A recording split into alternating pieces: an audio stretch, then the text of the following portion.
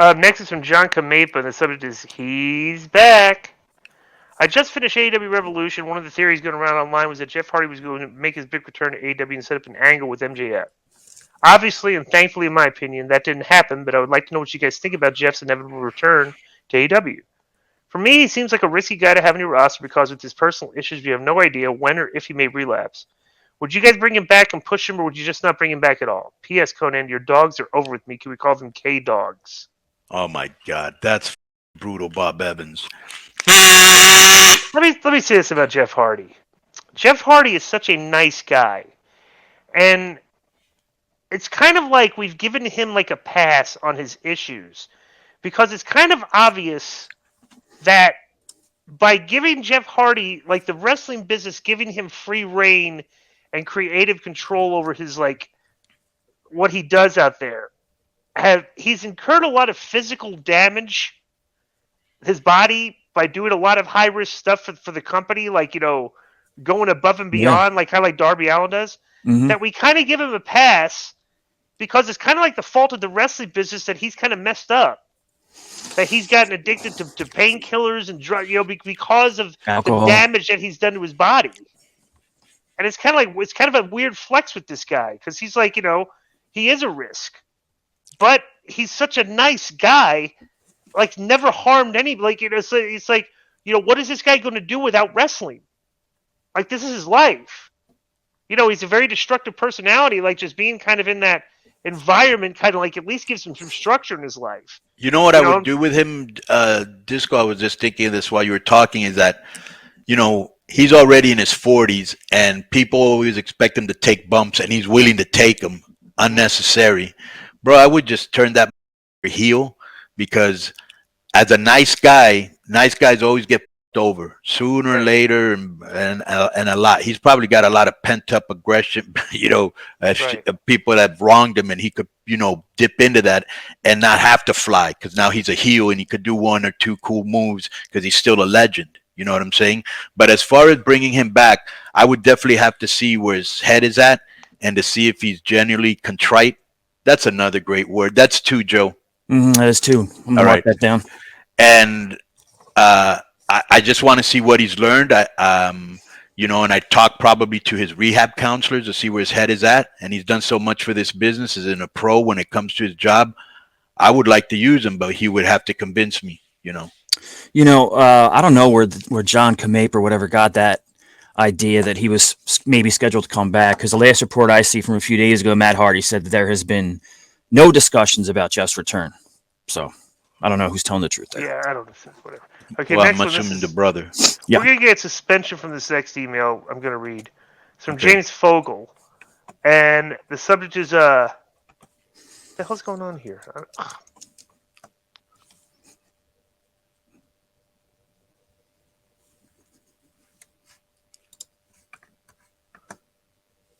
Hang on. Did you see the Chris Rock special, Feeney? Yeah, well, I saw the first half, and then I watched the 10 minutes on Will Smith, like on Twitter, Yeah. So I saw most of it. We'll talk about it later. Yeah. Next from James Fogel, and subject is AEW sucks. This is gonna get suspended. This email. All right. What's up, guys? Hope you get a chance to read my email. I just can't watch an organization that's littered with midgets that kick out of finishers that would kill a grizzly bear. WWE might do some of that, but with legitimate stars like Zayn, Reigns, Lashley, Brock, are guys that are pushing. AEW reminds me of the new generation when fans were ashamed of wrestling, although WCW was at the time. MJF and Jade Cargill, if they could be mainstream stars, just find them. I'm going to WWE yesterday. Let the flippy floppy guys continue to kill the ratings. Thanks, guys. I can hear. Thanks, guys. Hope I can hear your response. Okay, well, James Fogel, you didn't ask a question, so there's not going to be a response, and there's going to be a suspension for a week from the email. All right, because you have to ask a question. It's K100 question. They should know the rules if they're writing in. If you don't now, you know. Boom. Next is from Jason Turpin, and the subject is Macho Man heat with Buff Bagwell. Hey guys, I watched a video of Buff talk about the heat he had with Macho Man in May of 1999. The issue started when Disco cut a promo saying that the older guys were threatened by the younger talent. Screenshot below. Buff came out later and said that he agreed with Disco and that Macho Man was threatened by the younger guys. That line pissed off Savage. In the main event of the next Thursday, the next Thunder, Randy went in business for himself and shot out Buff without letting him get in any offense. Do you remember any of this, Disco? Did you get any heat from Savage as well? Here's a 40-second compilation of the promos leading up to this. Starts at 140, stops when Disco gets thrown into a table. Go ahead and play this, Joe. Once you meet with a turbo, I do not remember this at all. Hang on, it's commercial. Oh, by the way, this is where this shows a clip here. I did have makeup on to sell a beating. Look at that. I don't see it. Yeah, it's coming. Sorry about that. I got it. There's a pic and there's actually a clip. Two separate things here. So 140. 140.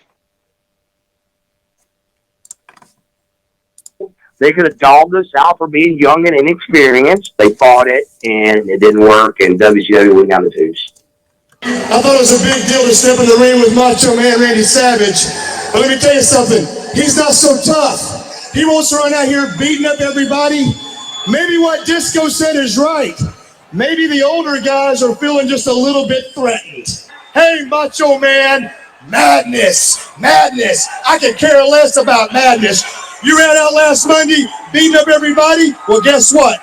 Why don't you try to beat up me tonight in Wichita? Buff Bagwell, you disrespected me. If Buff got the guts, I'm gonna beat him up real bad, but not too bad, because I got a seat for him at ringside at the Great American Bash. My God. Win the world title. No, that I will. Ooh, yeah. All right, that's enough. I don't remember this, but this had to have been the stuff with the when the reboot with Russo and Eric came in and we were doing the young guys versus the old guys. That was part of that angle. I'm Right. imagining, right? Yeah. So Yeah, somewhere in '99. Everybody was doing that shtick on that show, so that's Yeah, I'd forgotten about that though. Very hard to remember a lot of shit back then. Okay, so next is from. Boy, there's a lot of mail this week. Holy cow. It's Johnny Cash on the subject is K100 Talks, John Morant. Hey, fellas, I want to suggest you guys talk about the John Morant controversy. John Morant is taken away from the Grizzlies to deal with personal matters after he filmed himself dancing and waving a gun around in a nightclub on Instagram. This article does a great job of summarizing the other off-court controversies John's been involved with recently. What do you guys think? This kid was raised in private school, has huge potential to make a great deal of money, but instead he wants to go around waving guns and act like a street thug. Johnny Castro. I had no idea about John Morant being a problem until I saw the freaking what do you call it? The Instagram video. No. When Shannon Sharp got in the beef with him and his dad, courtside of the Lakers game, and Shannon Sharp went on and was like talking about that Jay Morant, like he hangs out with a lot of basically talking about Jay Morant's crew. Right. Like this guy hangs out with a bunch of bad dudes. Right. Something he's like, so Shannon Sharp kind of checked him a little bit back. Now it's a little bit back. Now I had read literally a week before this happened with him in the club with the gun with the shirt off, right? That they had a players only meeting. And Steven Adams, one of the veterans on the team, was talking about, hey, we need to watch how we act on the road. You guys are getting a little bit too like this, and then a week later, boom, here this happens. Well, the guy's an immature, rich, talent, incredibly talented guy that hangs around with the wrong crowd, and it's going to cost him. His career might go down the tubes because of it. Because if the next thing with this guy is he's going to get shot in a club or is being involved in a shooting or so, so that's just the next progression. When you're going to the strip clubs, you got your shirt off and you got a gun. I mean, come on. That's ridiculous. This guy gets paid a lot of money. Bro, that thing looked like a toy gun. It was the smallest gun I ever seen. But I think he probably has a small gun because it's, easy to conceal. Yeah, easy to conceal. And again, using the first word I used, cumbersome. It's not cumbersome. Boom. First of all, to this guy, we don't take suggestions. But yeah, this guy's had a lot of problems there was a story about like his mom had gone to like this security mall and got into a fight. I don't know if it was a security guard or whatever. Yeah, it She was a called security guard. Yes, she called her son. He showed up with his posse. They were like, "What's up?" Threatened the guy. The guy sued. Then here's the other thing that I don't understand why you would do this, but like, Disco said, he's rich, he's famous, he's young, and he's immature. And we've seen a lot of careers suffer because of those things. And my question is, why are you playing pickup games, bro? You're a star. You're just looking for trouble. It was at his place too. Okay, well, some guy that I guess he doesn't know, a teenager, High school player, yeah. okay, threw a pass and hit him in the face, and he beat the fuck out of him and also took out a gun. Mm-hmm. Like, And why there are you was- doing? Bro, this guy needs it. Yeah, he needs. Why are you doing this in front of it, bro? You know what that reminds me of, Glenn? Remember a long time ago, and this was a real big thing when it happened, when Plaxico Burress shot himself in the Right. leg at a club.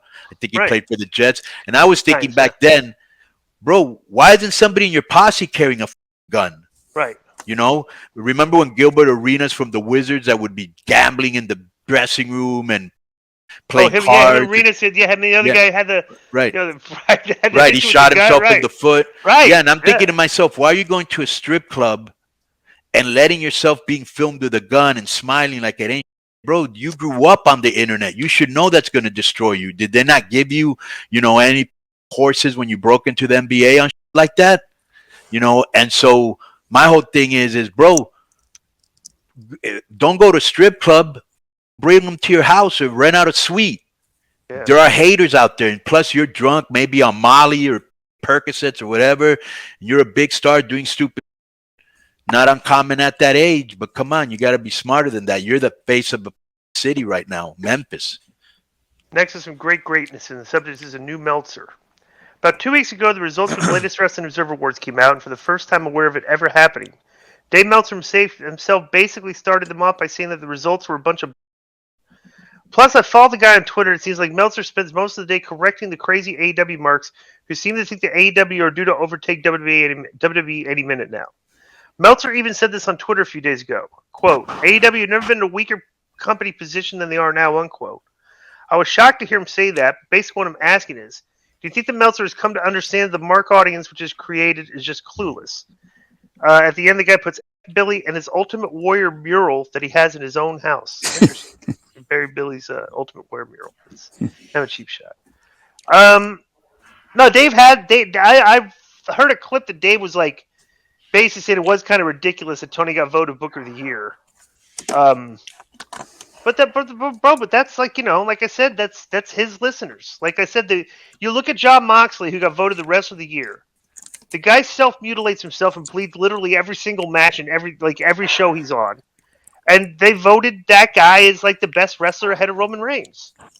And it's like anybody that's been watching wrestling this past couple of years can't possibly think that Roman Reigns that Jon Moxley's a better wrestler than Roman Reigns. Or what he brings to the company. So I don't know. Whatever.